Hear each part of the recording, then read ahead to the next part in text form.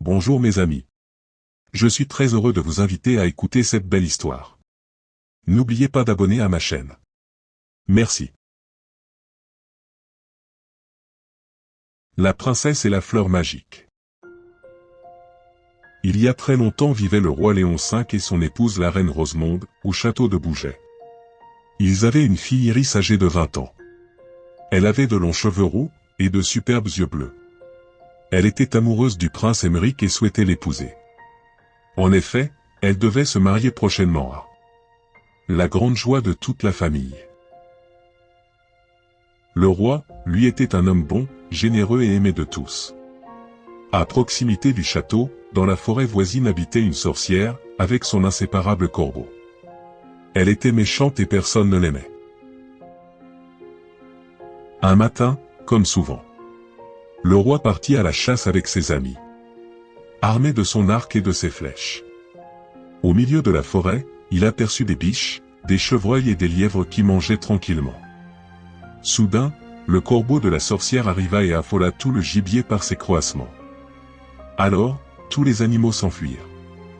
Mécontent, le roi visa l'oiseau et le tua d'une flèche en plein cœur.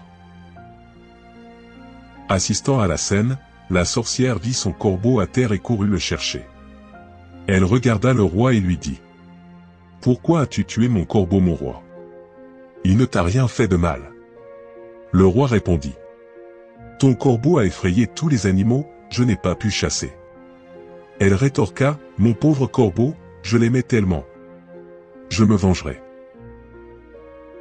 Alors, elle jeta un mauvais sort à la princesse Iris car elle était ce que le roi avait de plus précieux et la rendit aveugle. Rentrant au château, le roi entendit sa fille crier. Il se dirigea vers elle et lui demanda ce qui se passait. Elle lui dit : « Père, je ne vois plus rien. Je suis aveugle. » Le roi et son épouse comprirent immédiatement que c'était la sorcière qui était à l'origine de ce drame. Puis, le roi expliqua à sa fille qu'il avait tué le corbeau de la sorcière, et qu'elle s'était vengée. Alors, la princesse était triste et dit au roi : « Père, je ne pourrai plus me marier. » Le roi réfléchit et répondit : « Ne t'inquiète pas ma fille.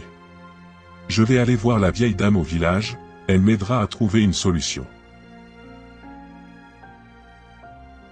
Le roi la connaissait, car elle était savante. Elle avait énormément voyagé et connaissait beaucoup de choses sur tous les fleurs. Elle s'appelait Catélia. C'était une vieille femme ridée, qui habitait à la sortie du village de Bouget, dans une maisonnette entourée d'un jardin rempli de fleurs et de plantes. D'ailleurs, celle-ci couvrait même sa maison. Avec ces plantes, elle préparait des tisanes et des remèdes miracles. Malheureusement, Catélia n'avait pas la plante pour guérir la princesse Iris. Elle dit au roi : « Mon bon roi, je n'ai rien pour toi. Si tu veux guérir ta fille, tu dois aller chercher la fleur magique qui se trouve très loin là-bas. Dans la montagne des fleurs, car, seule, cette fleur redonnera la vue à ta fille. » Après avoir remercié la vieille dame, il revint au château. Le lendemain matin, il prit son cheval et partit seul à la recherche de cette fleur extraordinaire. Après des jours de voyage, il arriva dans une forêt. Il faisait nuit et là, épuisé, il entendit une petite voix qui lui dit : « Approche-toi mon bon roi. » Le roi s'approcha et vit une chouette. Elle demanda au roi ce qu'il cherchait ici. Il lui répondit : « Je dois trouver la fleur magique qui se trouve dans la montagne des fleurs. Peux-tu m'aider ? » La chouette dit alors : « Je te guiderai jusqu'au bout de la forêt. » « Où ? Où ? Suis-moi. » Le roi la remercia et la suivit. Après 2 jours de cheval, le roi sortit enfin de cette épaisse forêt. La chouette ajouta : « Où ? Où ? Maintenant, ma mission est terminée. Continue sans moi. » Il poursuivit sa recherche pendant des jours et des jours. Il faisait froid.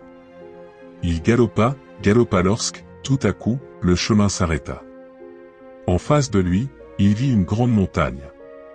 Il s'approcha et aperçut des fleurs emprisonnées dans la glace.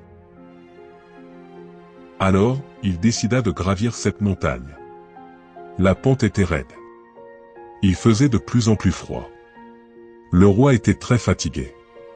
Ses mains et ses pieds commençaient à geler. Épuisé, il tomba de cheval et s'endormit. Soudain, il sentit les poils d'un animal le toucher, et découvrit une masse blanche. C'était un ours blanc. Il était le gardien de la montagne des fleurs. Le roi eut peur mais l'ours se mit sur lui et le réchauffa. Il le rassura et lui dit « N'aie pas peur. Je suis le gardien de cette montagne. » Voyant que le roi était faible, l'ours lui demanda de monter sur son dos, et lui dit de ne pas s'inquiéter car il allait s'occuper de son cheval. « Que fais-tu là, ô roi » ajouta-t-il. « Je cherche la fleur magique. » dit le roi, pour soigner ma fille qui est devenue aveugle. Je vais te conduire auprès d'elle. Elle se trouve au sommet de la montagne. C'est la seule fleur qui n'était pas prise par la glace. Plus tard, le roi arriva vers la fleur magique tant espérée puis il l'accueillit.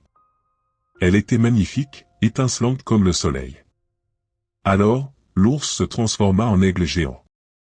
Le roi monta sur son dos et s'envola. Très vite, il déposa le roi au château et repartit. En quelques instants, le roi se retrouva vers sa fille. Il lui dit « Grâce à cette fleur magique, tu vas être guérie ma fille. »